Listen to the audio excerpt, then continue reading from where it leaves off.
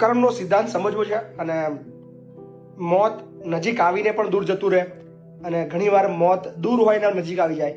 સો આ કિસ્સો ગજબનો છે. અમારો ભાઈ અમારા ફોલોવર મિત્ર છે જે યુકે રહે છે અને 1 મહિના પહેલાં જ 1-1.5 મહિના પહેલાં જ ઇન્ડિયા આવ્યા છે. આજે મળવા આવ્યા છે અને કહી રહ્યા હતા કે બાપુ કદાચ હું આજે તમારી સામે ના બેઠો હતો. જ્યારે 1-1.5 મહિના પહેલાં યુકેથી નીકળ્યા હતા ત્યારે એમની રિટર્ન જવાની ટિકિટ બુક હતી. કદાચ તમે લોકો સમજી જ ગયા હશો કઈ તારીખ હશે. ગઈકાલે કદાચ આ ભાઈ ફ્લાઇટની અંદર હોત પણ સમહાવ એમના પત્ની સાથે થોડો ઝઘડો થાય છે. એ એમની પત્ની કહે છે મારે 2 દિવસ રોકાવું છે અને ભાઈ કહે છે ના 12 તારીખે જવું છે. એ ઝઘડા ડિસ્પ્યુટની અંદર આખરે બેનની જીત થાય છે અને બેન સફળ થાય છે એમની ફ્લાઇટ ડિલે કરવામાં અને ફ્લાઇટ એ 12 તારીખની કેન્સલ કરે છે અને લે છે 17 તારીખની. 17 તારીખે પાછા જવાના છે. શું નામ તમારું? પાર્થભાઈ. કેટલા ટાઈમથી ફોલો કરો છો અમને? હું તમને લગભગ 3 વર્ષ 3 વર્ષથી ફોલો કરો છો. શું આ કેવું મતલબ અત્યારે આખી શરીર બી તમારું આજે બી ધ્રુજી રહ્યું છે? હા, થોડુંક આમ એટલે ડિપ્રેશન જેવું લાગે. એ બધું જોયું પછી તો ઘણો બી ગયો તો કાલે. અને એમાં એવું છે કે ભાઈ આપણે વાઈફની સલાહ માનવી જ જોઈએ ભાઈ. જે બી કે મતલબ જે બી કુદરત અને જે બી કંઈક થતું હોય ને બધું જ એ કુદરતના સંકેત છે.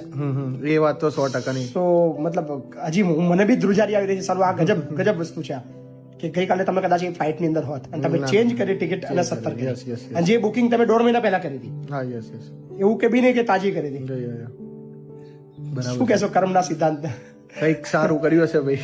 100%. કુદરત છે ને મતલબ ઓલવેઝ મતલબ ધ્યાન રાખે છે. સો આ કર્મનો સિદ્ધાંત છે અને કહેવાય છે કે સારા કર્મ કરતા રહો.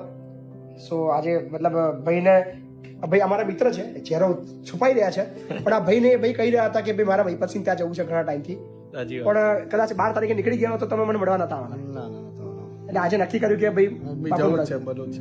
બાપુને તો મળવું જ પડશે મેં કીધું. સ્પેશિયલ આજે બધું છોડી નક્કી કર્યું કે આજે જવું જ છે. ના, આજે જવું છે. 17 તારીખે મેં કીધું અમને હવાનું અમને મતલબ 12 પહેલા આવવાનો પ્લાન હતો તમારો? 12 પહેલા બી હતો જ મારો પ્લાન પણ સંભાવ એટલે કેવું થયું ભાઈ આ લેટ ડિલે થયું ને. અચ્છા, એટલે મેં કહ્યું જઈએ હવે ડિલે થયું છે તો 1-2 દિવસ. અચ્છા, ડિલે કરી ના તો હું 11 તારીખે કે 10 તારીખની આસપાસ હું આ વાત 10 તારીખે તમે ના એ સારું થયું. એવું છે કારણ કે તમારે 13 તારીખે મને હા, યસ. સો આ એક કિસ્સો હતો ગજબનો એટલે કદાચ મેં તમારી સાથે શેર કર્યો અને પાર્થભાઈ સેફ છે અને આપણી સાથે છે. Thank you.